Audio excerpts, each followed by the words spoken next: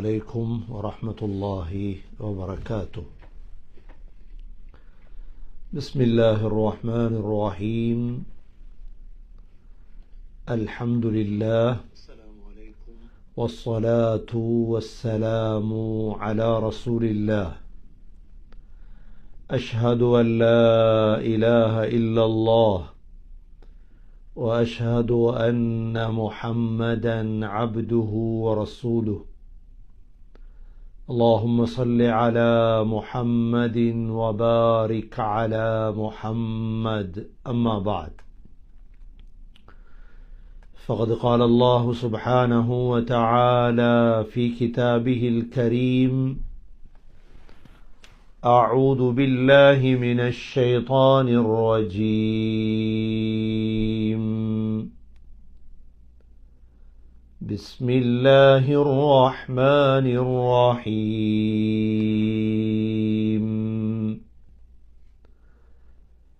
ليشهدوا منافع لهم ويذكروا اسم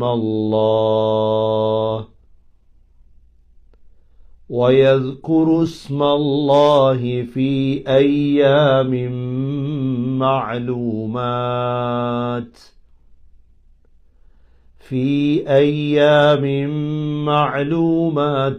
على ما رزقهم من بهيمة الأنعام فكلوا منها وأطعموا البائس الفقير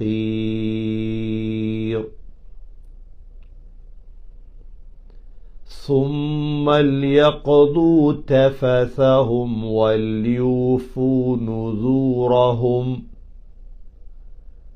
وليطوفوا بالبيت العتيق.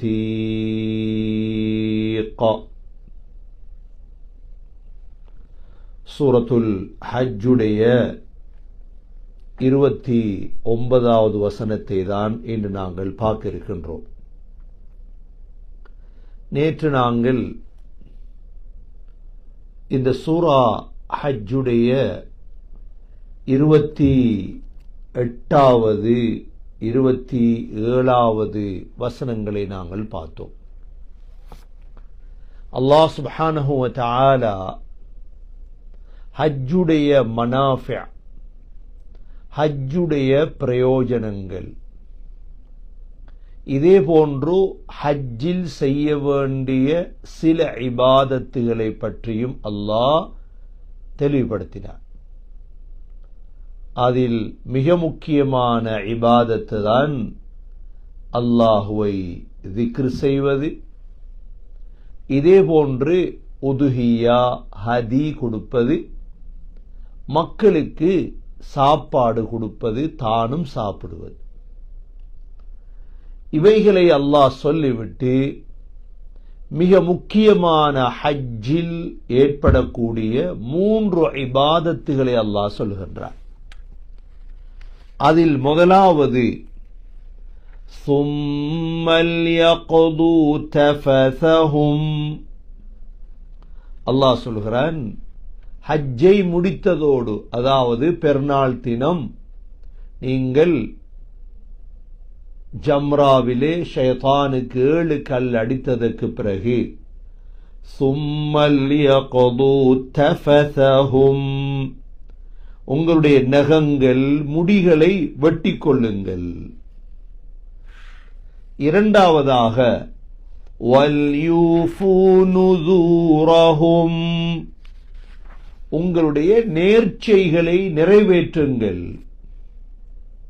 இரண்டாவதாக நேர்ச்சைகளை நிறைவேற்றுங்கள். மூன்றாவதாக وَلْيَطَّوَّفُوا بِالْبَيْتِ الْعَتِيقِ. பைத்துல் அதீக் என்பது காபாவுடைய பெயர்கள் ஒரு பெயர். இந்த பைத்துல் அதீகை தவாஃப் செய்யுங்கள், வலம் வாருங்கள், சுத்துங்கள். இதில் முதலாவது கட்டளை அல்லாஹுடைய ثُمَّ لْيَقْضُوا تَفَثَهُمْ, ஏனென்றால் இஹ்ராம் கட்டியவர்கள் சில சமயம் இஃப்ராதில் இஹ்ராம் கட்டியவர்கள் முஹம்மது ஸல்லல்லாஹு அலைஹி வஸல்லம் மதீனாவிலே துல்காதா பிறை 24 இஹ்ராம் கட்டினார்கள். அந்த இஹ்ராத்தை கலட்டினார்கள் துல்ஹஜ் பிறை 10. கிட்டத்தட்ட 14 நாட்கள் இஹ்ராத்தோடு இருந்தார்கள். தமத்துவான ஹஜ் செய்யக்கூடியவர்கள் மாத்திரம்தான் இஹ்ராத்தை கலட்டிவிட்டு பிறை 8 இஹ்ராத்தை கட்டி பிறை 8, 9 10ஆம் நாள் சும்மல் யக்து தஃபஸஹும் அவர்கள் 10ஆம் நாள் என்ன செய்வார்கள்? அவர்களுடைய அழுக்குகளை எல்லாம் நீக்கிக் கொள்வார்கள். முடியை வெட்டி கொள்வார்கள், நகத்தை வெட்டி கொள்வார்கள். அதுவரைக்கும் இஹ்ராத்தோடு இருக்கும் வரைக்கும் நகங்களையோ முடிகளையோ வெட்ட முடியாது. அல்லாஹ் சுப்ஹானஹு வ தஆலா எல்லோருக்குமான சட்டமாகத்தான் இதை அல்லாஹ் சொல்லியிருக்கிறான். மதீனாவிலிருந்து அந்த காலங்கள் ஒட்டகத்தில் வருவார்கள், இஹ்ராத்தோடே இருப்பார்கள். 10 நாள், 15 நாள், 20 நாள் இஹ்ராத்தோடு, சிலர் 2 நாள், 3 நாள் இஹ்ராத்தோடு. எது எவ்வாறாக இருந்தாலும் ஸல்லல்லாஹு அலைஹி வஸல்லம் கிட்டத்தட்ட 14 நாட்கள் இஹ்ராத்தோடு இருந்தார்கள். இஹ்ராத்தோடு இருந்தால் மேல் கழுவலாம், ஆனால் மனவஸ்துக்கள் தான் பாவிக்க முடியாது. தைத்த ஆடைகள் அணிய முடியாது. ஆண்கள் தலையை மறைக்க முடியாது. பெண்கள் முகத்தை கைகளை மறைக்க முடியாது. அவ்வளவுதான். இந்த இஹ்ராத்துகளை கடைசியாக ஹஜ்ஜுடைய சட்டங்களை அல்லாஹ் சொல்லும் பொழுது சும்மல் யக்து தஃபஸஹும், தஃபஸ் என்றால் அழுக்குகள், நகத்தை வெட்டுறது, முடிய வெட்டுறது. ஹஜ்ஜுடைய 10ஆம் நாள் என்ன செய்வார்கள்? ஸல்லல்லாஹு அலைஹி வஸல்லமுடைய சுன்னத் என்ன? அதாவது 10ஆம் நாள் கல்லடித்து விட்டு, ஷைத்தானுக்கு 7 கல் அடித்து விட்டு வந்து முடிகளை எல்லாம் நீக்குவது. தலைமுடி, கக்கத்து முடிகள் நீக்கிவிட்டு நகங்களை வெட்டி குளித்து சுத்தமாகுவார்கள். இது எல்லோருக்கும் தெரிந்த விடயம். இரண்டாவது, வல்யூஃபூ நுذூரஹும், அல்லாஹ் சொல்கிறான், நேர்ச்சைகளையும் நிறைவேற்றுங்கள். நேர்ச்சை என்ன? உதாரணமாக ஹஜ்ஜிலே ஒரு மனிதர் நான் உதுஹியா கொடுக்க போகிறேன், ஹதி கொடுக்க போகிறேன் என்று நேர்ந்திருந்தால், நேர்ச்சை இஸ்லாத்தில் மிக முக்கியமான விடயம். அல்லாஹ் சூரத்துல் இன்சானிலும் யூஃபூன பின்னத்ரி வயகாஃபூன யௌமன் கான ஷர்ருஹு முஸ்ததீரா, நேர்ச்சையை நிறைவேற்றுவார்கள். மூமின்களுடைய பழக்கம் என்ன? நேர்ச்சையை நிறைவேற்றுவார்கள். நேர்ச்சை நல்ல விடயங்கள்ல மட்டும்தான் நேர்ச்சை. ஸல்லல்லாஹு அலைஹி வஸல்லம் சொன்னார்கள், ஒரு மனிதன் அல்லாஹ்வுக்கு வழிபடுவதில் நேர்ச்சை வைக்கிறார். உதாரணமா, நான் இன்ஷா அல்லாஹ் ஹஜ்ஜிக்கு போவேன், நேர்ச்சை வைக்கிறார். ரமதான்ல உம்ராக்கு போறேன், நேர்ச்சை வைக்கிறார். மஸ்ஜிதுல் ஹராம்ல போய் இஅ்திகாஃப் இருக்க போறேன், நேர்ச்சை வைத்தால் அதை நிறைவேற்றட்டும். வமன் நதர அன் யஅஸியஹு அல்லாஹ் ஃபலா யஅஸி, சொன்னாங்க ஸல்லல்லாஹு அலைஹி வஸல்லம், பாவம் செய்வதற்கு நேர்ச்சை வைத்தார். பாவம் செய்யறதுக்கு நேர்ச்சை வைப்பாங்க. எங்கட காலத்துல சில மடத்தனத்தால் அந்த நேர்ச்சியை வைக்கிறது. என்ன மையத்துக்கும் எடுக்க கூடாது, இவ்வாறு நடந்தா இன்ன பாவம் செய்வேன். பாவம் என்று அவருக்கு தெரியாது.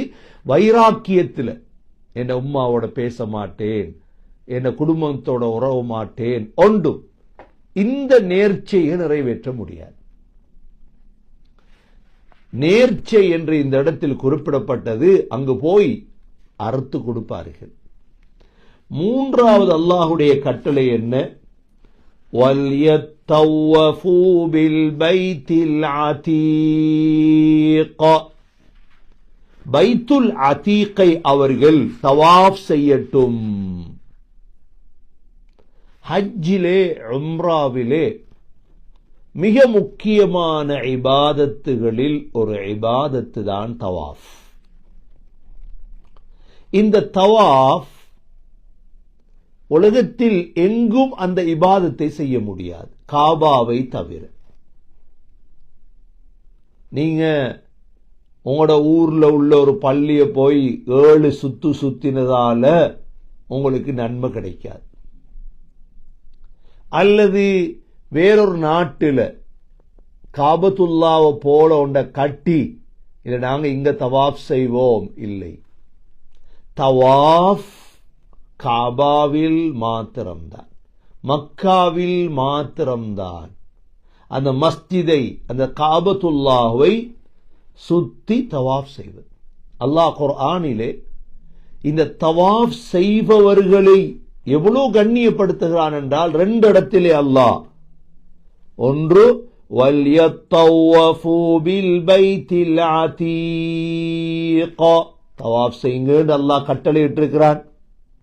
இரண்டாவது இப்ராஹிம் அலைஹிஸ்ஸலாத்தை பார்த்து அல்லாஹ் சொன்னான் என்ன, வதஹிர் பைத்திய லித்தாயிஃபீன், தவாஃப் செய்பவர்களுக்காக என்னுடைய வீட்டை சுத்தம் செய்யுங்கள். தவாஃப் செய்வாங்க அந்த அளவு உயர்ந்த ஒரு அமல் தவாஃப். இந்த தவாஃபுடைய சிறப்புகள் என்ன? அதிகமான தவாஃபுகள், முடியுமான அளவு தவாஃப் செய்ய வேண்டும். அதற்காக ஃபர்துகளுக்கு இடையூறாக தவாஃப் செய்யக்கூடாது. உதாரணமாக ஹஜ்ஜுக்காக போயிட்டோம், தமத்துடைய ஹஜ்ஜுக்காக போயிருக்கிறோம். தமத்துடைய ஹஜ்ஜுக்காக சென்றவர்கள் ஆரம்பமாக உம்ரா செய்வார்கள். ஆரம்பமாக காபாவுக்கு சென்றதோடு உம்ரா செய்வார்கள். உம்ராவை முடித்து விட்டு இஹ்ராத்தை கலத்திடுவாங்க. ஸ்ரீலங்கா, இந்தியாவுடைய அதிகமானவங்க அப்படித்தான் போறது. இஹ்ராத்தை கலத்திட்டு என்ன செய்வாங்கண்டா, ஹஜ் தொடங்குறதுக்கு இடையில 10 நாட்கள் மக்கள் இருப்பாங்க. இதற்குள்ள இவர்கள் ஒரு நாளைக்கு ஒரு தவாஃப் வீதம் அல்லது 2 தவாஃப், காலில் சக்தி இருந்தால், ஏனென்றா ஃபர்லான ஹஜ் செய்ய இருக்குது, நான் 100 தவாஃப் செய்ய போறேன் என்று காலை உடைச்சு கொள்ளக்கூடாது. சுன்னத்து தான் எல்லாம். ஜனக்கூட்டம் வேற. ஹஜ் கிட்டவாகும் பொழுது மக்களுடைய சனம் கூடுது. ரமதான்ல மக்களுடைய தொகை கூடிட்டு போய் எத்தனை தவாஃப் செய்யறது முடியும் என்றா ஒரு தவாஃப், ஒரு நாளைக்கு ஒரு தவாஃப். ஏன்னா தவாஃபுக்கு சிறப்புகள் இருக்கிறது. ஆனால் அது என்ன தவாஃப்? ஹஜ்ஜுடைய தவாஃப் ஃபர்த். 5 வகையான தவாஃபுகளை இன்ஷா அல்லாஹ் பின்னால பார்ப்போம். தவாஃபுடைய வகைகளை முதல்ல தவாஃபுடைய சிறப்புகளை பார்ப்போம். தவாஃபுக்கு சிறப்பு இருக்கிறது. அதற்காக பின்னால் உள்ள ஃபர்துகளுக்கு இடையூறாக தவாஃப் செய்துவிடக் கூடாது. பின்னால் உள்ள ஃபர்து என்ன? ஹஜ் ஃபர்த். ஹஜ்ஜி பிரயாணம் பண்ணணும், நடக்கணும். சில சமயம் அவங்களுக்கு கால் ஆரோக்கியம் தேவை. தவாஃபுகளை செய்து சில சமயம் கால்கள் நோயாளிகளாக ஆகிவிடக் கூடாது. இந்த தவாஃபுடைய சிறப்புகள் என்ன? ஏன் தவாஃப் செய்யும்? முதலாவது, இந்த தவாஃப் தொழுகை போலதான். சொன்னாங்க ஸல்லல்லாஹு அலைஹி வஸல்லம், இந்த தவாஃப் இருக்குதே, அத்தவாஃபு ஹவுலல் பைத்தி மிஸ்ல ஸலா, தொழுகை போலதான். ஆனால் பேசலாம், நல்லதை மட்டும் பேசட்டும் அனுமதி தந்தாங்க ஸல்லல்லாஹு அலைஹி வஸல்லம். அதனால போன் எல்லாம் ஆன் பண்ணி வச்சுட்டு செல்ஃபி எடுத்துக்கொண்டு போட்டோ எடுத்துக்கொண்டெல்லாம் தவாஃப் செய்யறது அவ்வளவு ஏற்றம் அல்ல. சிந்தனை தொழுகையில் எவ்வாறு ஹுஷு ஹுதுவோட தொழுகிறோமோ, உள்ளச்சத்தோட பயபக்தியோட, தவாஃபும் அப்படித்தான். பராக்கு பார்த்து கொண்டு, பேசிக்கொண்டு, சிரிச்சுக்கொண்டு, பக்கத்துல உள்ள கிளாக் டவரை பார்த்து கொண்டு அங்க சுத்தி கொண்டு இங்க சுத்தி கொண்டு யார் இல்லை. இதல்ல தவாஃப். போன்கள் எல்லாம் அமைதியாவை அல்லாஹ்ட சிந்தனையில காபத்துல்லாவை தவாஃப் செய்யும். முதலாவது சிறப்பு. இரண்டாவது சிறப்பு சொன்னாங்க ஸல்லல்லாஹு அலைஹி வஸல்லம், மன் தாஃபல் பைத்த சபஅன் வஸல்லா ரக்அத்தைன் கான கஇத்கி ரகபா. இப்னு மாஜாவுடைய ஹதீஸ். யார் 7 தடவை காபாவை சுத்துவாரோ, சுத்தி விட்டு தவாஃபுடைய 2 ரக்காத் தொழணும். அந்த 2 ரக்காத்தில் குல் யா அய்யுஹல் காஃபிரூன் குல் ஹுவல்லாஹு அஹத் ஓதும். அல்லாஹ் ஒருவன் என்று நிரூபிக்கிற தொழுகை. ஒரு அடிமை உரிமையிட்ட நன்மை கிடைக்கும். இரண்டாவது சிறப்பு. மூன்றாவது சிறப்பு, இந்த தவாஃப் செய்வதால் பாவங்கள் எல்லாம் மன்னிக்கப்பட்டுவிடும்.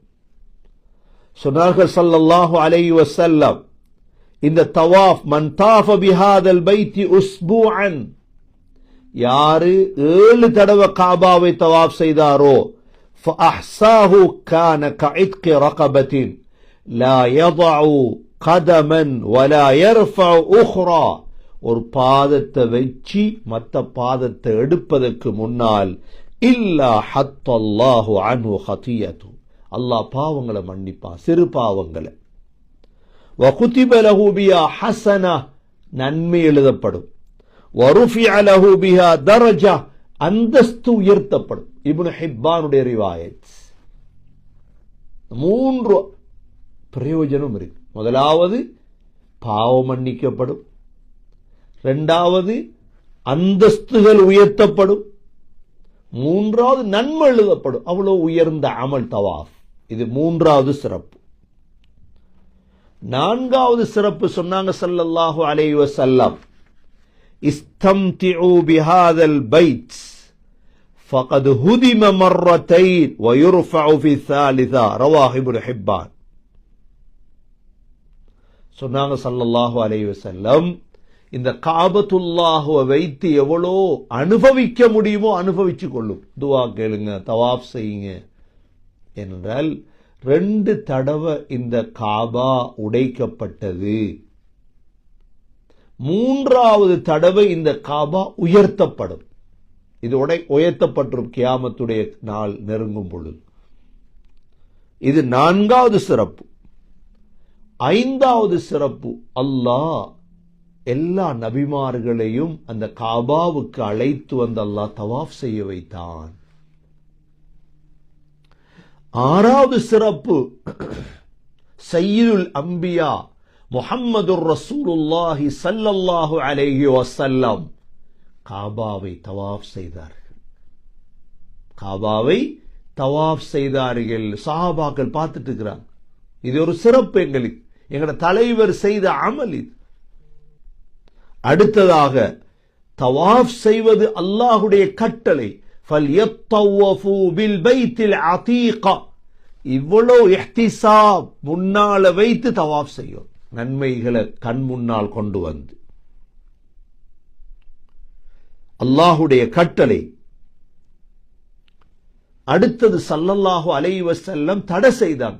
லா தம்னஉ இமா அல்லாஹ், யாரையும் தடுக்காதீங்க தவாஃப் செய்யற வந்தவங்களை. அதனாலதான் அனுமதி. 24 மணித்தியாலும் தவாஃப் நடந்து கொண்டே இருக்கு. ஹஜ்ரத் ஹதீஜா ரலியல்லாஹு அன்ஹா தவாஃப்ல துஆ கேட்பாங்க. தவாஃப்ல துஆ கேட்பாங்க. அப்துல்லா பின் உமர் ரலியல்லாஹு அன்ஹு, யா அல்லாஹ், என்ன மூதேவியாக நீ எழுதியிருந்தா என்ன சீதேவியா மாத்திரியா அல்லாஹ். தவாஃப்ல துஆ கேட்பாங்க.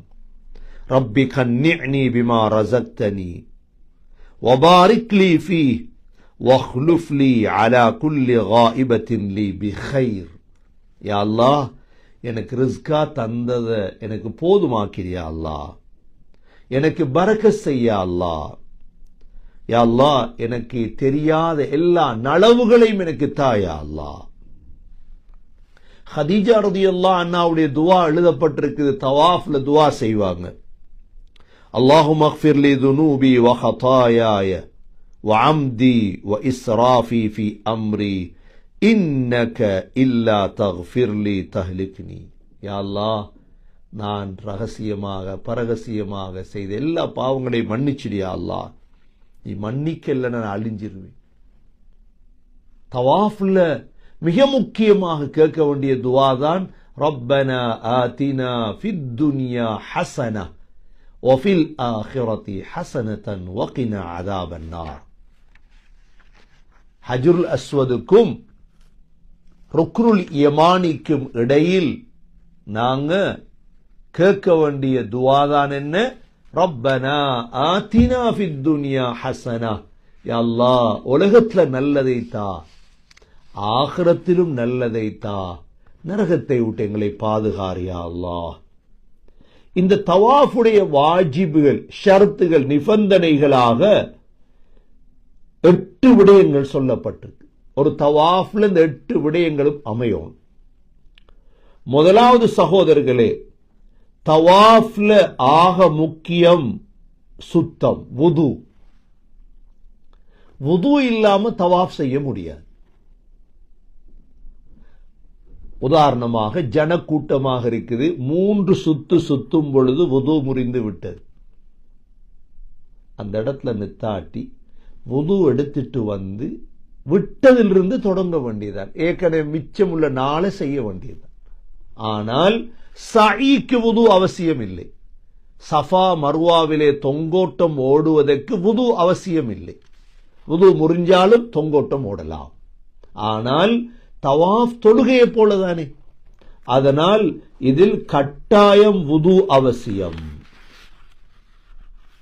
இரண்டாவது, அனைத்து வகையான நஜீஸ்களை விட்டும் சுத்தமாக இருக்கணும். உடம்புல, ஆடையில, இடத்துல நஜீஸ சுமந்துட்டு தவாஃப் செய்யறது இல்ல. காபாவுக்குள்ள செருப்புகள்ல நஜீஸ், ஆடைகள்ல நஜீஸ். ஏன் இது சொல்லப்படுதுண்டா, உதாரணமாக நோயாளிகள், சீனி வருத்தக்காரவங்க சில நேரம் தவாஃப் செய்யும் பொழுது சிறுநீர் வந்துடும். கவனமா இருக்கும். அதுக்குரிய ஏற்பாடுகள்ல போகணும். கடைசி ஹஜ் நெருங்கும் பொழுது, துல்ஹஜ் 7, 6, 5 ஆகும் பொழுது ஒரு தவாஃப் செய்வதற்கு 8 மணித்தியாலம், 9 மணித்தியாலம் போ. சில நேரம் ரமலான்லையும் அப்படித்தான். அந்த நேரம் சீனி வியாதிக்காரவங்க, சுகர் பேஷனால சிறுநீரை கட்டுப்படுத்தலாம் போயிட்டு, அதை கேட்டால் போல நிறுத்திட்டு சிறுநீருடைய தேவைகளை முடிச்சிட்டு நாங்க தவாஃப தொடங்கலாம், வுது எடுத்துட்டு. ரெண்டாவது. மூன்றாவது, தவாஃப் பள்ளியில தான் நடக்கும். இப்ப ஆரம்ப காலங்களில் ஸல்லல்லாஹு அலைஹி வஸல்லமுடைய காலத்துல தவாஃப் கீழே மட்டும்தானே. இப்ப விஸ்தரிச்சிருக்கிறாங்க. மேல இஹ்ராம் உடுத்தவங்களுக்கு மட்டும் கீழே, மற்றவங்களுக்கு ஒவ்வொரு காலத்துல ஒரு மாதிரி செஞ்சாங்க. ஒரு 10 வருடத்துக்கு முன்னால தட்டு மாதிரி அடிச்சிருந்தாங்க. காபா உள்ளுக்கு ஒரு தட்டோண்டு அடிச்சு அதுல தவாஃப் செய்வாங்க, வளைச்சி தட்டு. அதெல்லாம் எடுத்துட்டாங்க. இப்ப கீழே தவாஃப் செய்யறது ஏற்றம், பள்ளியில தவாஃப் நடக்கும். அடுத்ததாக நான்காவது, 7 சுத்தை பூர்த்தி செய்யும் தவாஃப்ல. இது வாஜிப், ஃபர்துடைய தவாஃபுடைய ஷுரூத்துகள், நிபந்தனைகள். அடுத்ததாக தவாஃப்ல தர்தீப் அவசியம், ஒவ்வொன்றாக செய்யும். அடுத்தது, காபா உள்ளுக்கு நுழைஞ்சிடக்கூடாது தவாஃப் செய்யும் பொழுது. அதனாலதான் தவாஃப் செய்யும் பொழுது ஹிஜ்ர் இஸ்மாயில் இருக்குது. ஹிஜ்ர் இஸ்மாயில், இஸ்மாயில் அலைஹிஸ்ஸலாத்துடைய ஹிஜ்ர், அரை வட்டம் என்று சொல்றோம், இதுக்குள்ள போகக்கூடாது. இது காபா உள்ளுக்குள்ள பகுதி. அது அந்த ஹிஜ்ர் இஸ்மாயில் அரை வட்டம் இருக்குது. இப்ராஹிம் அலைஹிஸ்ஸலாத்துடைய காலத்தில் அதுவும் சேர்ந்தான் காபா. அது நேர உயர்ந்து கட்டப்பட வேண்டியது. குறைஷிகள் ஹலாலான பணம் இல்லாததால் அப்படியே நிறுத்திட்டாங்க கட்டுறது. அதனாலதான் அது துண்டாக இருக்குது. அது காபா உள்ளுக்குள்ள பகுதி. அது தவாஃப் செய்யும் பொழுது அதற்குள்ள நுழையக்கூடாது. அதுக்கு வெளியால தான் நாங்க தவாஃப் செய்ய வேண்டும். அடுத்ததாக தவாஃபுடைய நீயத் ஆக முக்கியம். என்ன தவாஃப் செய்ய போறீங்க? ஏனென்றா தவாஃபுடைய வகைகள் இருக்கு. சுன்னத்தான தவாஃபா, வாஜிபான தவாஃபா, ஃபர்லான தவாஃபா. தவாஃபுல் குதூம் என்ற ஒரு தவாஃப் இருக்கு.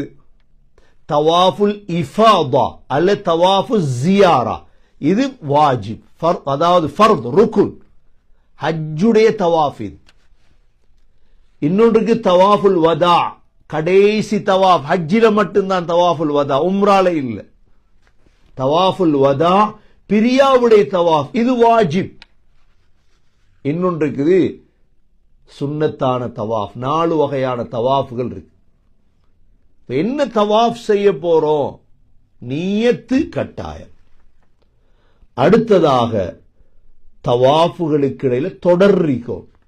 3 தவாஃப் செஞ்சுட்டு ரூமுக்கு வந்துட்டு திரும்ப 2 நாளை பிறகு 3 செய்யறது அல்ல, தொடராக தவாஃபுகள் செய்யணும். அடுத்ததாக 8வது தவாஃப முடித்துட்டு 2 ரக்காத் சுன்னத் தொழும். இதுவும் தவாஃபுடைய ஷுரூத்துகள்ல உண்டு. தவாஃபுடைய முதலாவது தவாஃபுடைய சிறப்புகளை பார்த்தோம். 2வது தவாஃபுடைய வாஜிபுகள், ஷுரூத்துகள், இந்த 8ம் இருக்குது. அடுத்ததாக இந்த தவாஃபுடைய வகைகள் ஏற்கனவே சொன்னதை போல, முதலாவது தவாஃபுல் குதூம், இது காபாக்கு போனதோட செய்யறது தவாஃபுல் குதூம். 2வது தவாஃபுல் இஃபாபா அல்லது தவாஃபு ஜியாரா. 2 பேரும் இது ருக்குன், ஃபர்த். இது ஹஜ்ஜுடைய தவாஃப், இது கட்டாயம் செய்தே ஆகணும் எல்லாம். 3வது தவாஃபுல் வதா, இது ஃபர்த், இதுவும் கட்டாயம் செய்யும்.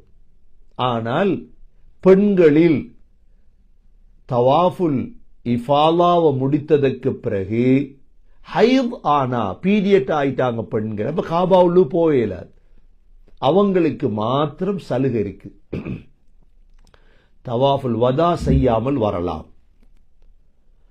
4வது தவாஃபு தத்தவ்வ, சுன்னத்தான தவாஃப். இதுதான் 20, 30, 40 முடியுமானவங்க செய்யலாம். இது ஃபர்து அல்ல. நீங்க 10 நாள் இருக்க போறீங்க, ஒரு நாளைக்கு ஒரு தவாஃப் செய்யும். நேரத்தை வீணடிக்க கூடாதே. காபால ஜனக்கூட்டம் இல்லை, ஒரு தவாஃப் அல்லது ஒரு நாளைக்கு 2 தவாஃப் உங்களுக்கு முடியும் அப்படின்னா செய்து கொள்ளலாம். இந்த 4 வகையான தவாஃபுகள் இருக்குது. அடுத்தது தவாஃபுடைய சுன்னத்துகள் என்ன? தவாஃபுடைய 10 சுன்னத்துகள் இருக்குது. சுன்னத் ஆதாப் தர்த்தீபா தான் பார்த்துட்டு வரோம். தவாஃபுடைய சுன்னத்துல ஒன்றுதான் முதலாவது ஹஜ்ருல் அஸ்வத இஸ்திலாம் பண்றது. ஒன்று முத்தமிடுறது அல்லது கையை காட்டுறது. பிஸ்மில்லாஹி அல்லாஹு அக்பர், இஸ்திலாம் செய்யறது. 2வது இஸ்திலாம் செய்துட்டு தான் தவாஃப தொடங்குறது. ஹஜ்ருல் அஸ்வத் அடிய போய் பிஸ்மில்லாஹி அல்லாஹு அக்பர் என்று ஒன்று தொட்டு முத்தமிடுறது அல்லது முத்தமிடுறது அல்லது கையை காட்டுறது, எது ஏழுமோ. சண்டை பிடிக்க போறது இல்லை, நெருக்கத்துக்குள்ளு போய் எங்களோட உயிரை மாய்க்க வேண்டிய அவசியம் இல்லை. ஒரு தடவை ஹஜ்ருல் அஸ்வதை தொட்டுட்டோம், அல்ஹம்துலில்லாஹ் போதும். அவடத்துல அறிவற்றவர்கள் சண்டை பிடிப்பாங்க, நாங்க சண்டை பிடிக்க போகக்கூடாது. 2வது ஹஜ்ருல் அஸ்வத முன்னோக்குறது, முன்னோக்கி தவாஃப தொடங்குறது. 3வது தவாஃப்ல காபா கிட்ட தவாஃப் செய்யறதுதான் சுன்னத்.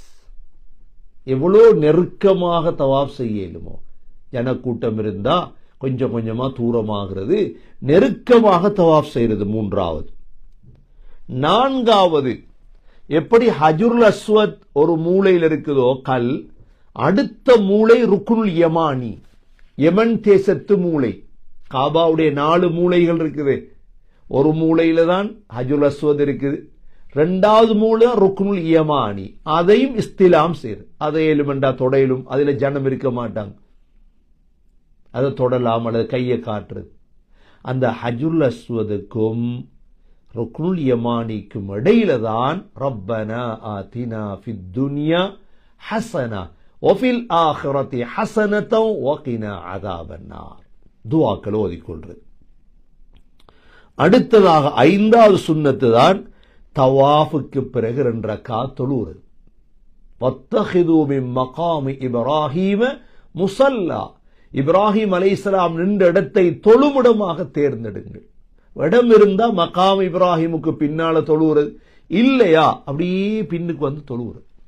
மக்கள் தவாஃப் செய்யும் பொழுது நாங்கள் இடையூறு விளைவிக்க கூடாது, பின்னால வந்து தொழலாம், எங்களுக்கு அனுமதி இருக்குது, இடம் இருக்குது, மக்கள் தவாஃப் குறைய மகாம் இப்ராஹிமுக்கு பின்னால தொழலாம்.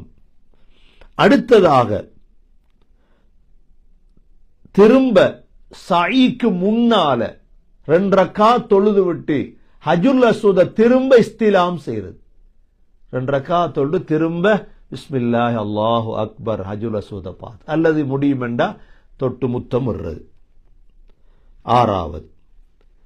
7வது தவாஃப்ல ரமுல் இல்திபா, கொஞ்சம் வேகமா ஓடும் ரமுல், 3 ஓட்டம் வேகமா, கொஞ்சம் மற்றது நடக்கிறது. ஜனம் இடம் இருந்தா கொஞ்சம் ரமுல் என்ன கொஞ்சம் வேகமா ஓட்ட தொங்கோட்டம் ஓடுற மாதிரி. இல்திபா என்றா என்ன? வலது தோளை ஆண்கள் காட்டிக்கொண்டு தவாஃப் செய்யும் சுன்னத். இதெல்லாம் இடது தோள் மறைஞ்சிருக்கும், வலது தோளை கீழால இஹ்ராத்தை போட்டு தவாஃப் செய்வாங்க. இதுக்கு இல்திபா என்று சொல்றது. இது 7வது. 8வது சுன்னத் நடந்து தவாஃப் செய்தல். தவாஃப நடந்து செய்யறது ஏற்றம். 9வது தவாஃபிலே ஆக முக்கியம் திக்ருகள். தவாஃப்ல என்ன திக்ர் என்று இல்லை. சில உலமாக்கள் சில கிதாபுகள் என்னென்ன திக்ர் தான் ஓதணும், ஸல்லல்லாஹு அலைஹி வஸல்லமுடைய ஹதீல சுன்னத்ல அப்படி இல்லை, எல்லா திக்ரும் ஓதலாம். அல்லாஹும்ம ஈமானன் பிக் வ தஸ்தீகன் பிரசூலில்லாஹ் சொல்லி கொடுப்பாங்க, பிரச்சனை இல்லை. வாரிதாக வந்த ஹதீதுகள்ல வந்த திக்ருகள் துஆக்களை ஓதிக்கொள்றது. கடைசி 10வது பணிவோட, பயத்தோட, அச்சத்தோட, அழுகையோட தவாஃப் செய்யும். இது தவாஃபுடைய சுன்னத்துகள். கண்ணியமிக்க சகோதர சகோதரிகளே, தவாஃபுடைய இவ்வளோ விடயங்களை நாங்க பார்த்திருக்கோம். இதுல முக்கியமாக தவாஃபுடைய சிறப்புகளை பார்த்தோம். 2வது தவாஃபுடைய வகைகளை பார்த்தோம். 3வது தவாஃபுடைய ஆதாபுகளை பார்த்தோம். 4வது ஒன்றுதான் தவாஃபுடைய துஆக்கள். தவாஃபுடைய துஆக்கள் 7 தவாஃப்ல எவ்வளவு துஆ கேட்கலாம். வாரிதாக வந்த துஆ கேட்டுட்டு மற்ற துஆக்கள் கதீஜா ரலியல்லாஹு அன்ஹா கேட்டிருக்கிறாங்க, அப்துல்லா பின் உமர் ரலியல்லாஹு அன்ஹு, சஹாபாக்கள் எல்லாம் துஆ கேட்டிருக்கிறாங்க. ஆகிரத்தை கேட்கிற அல்லாஹ் இடத்துல, சொர்க்கத்தை கேட்கிற அல்லாஹ் இடத்துல. ஆகவே வல் யத்தவஃபு பில் பைத்தில் அதீக என்று அல்லாஹ் சொன்னது, காபத்துல்லாவை தவாஃப் செய்யுங்கள்.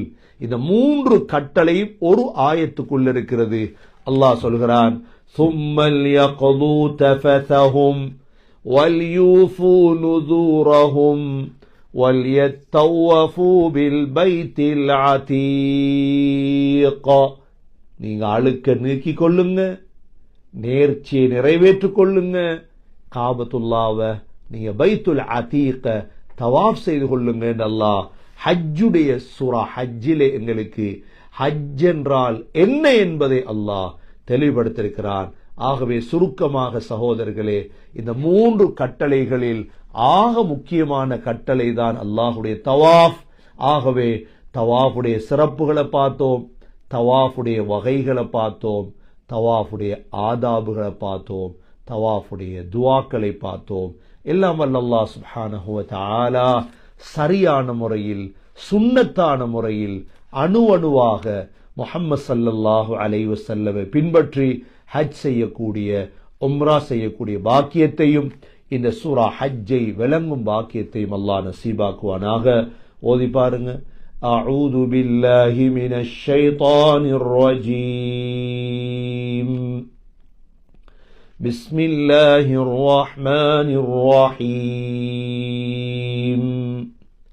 லியஷ்ஹது மனாஃபிஅ லஹும் ويذكر اسم الله في أيام معلومات على ما رزقهم من بهيمة الأنعام فكلوا منها وأطعموا البائس الفقير ثم ليقضوا تفثهم وليوفوا نذورهم وليطوفوا بالبيت العتيق.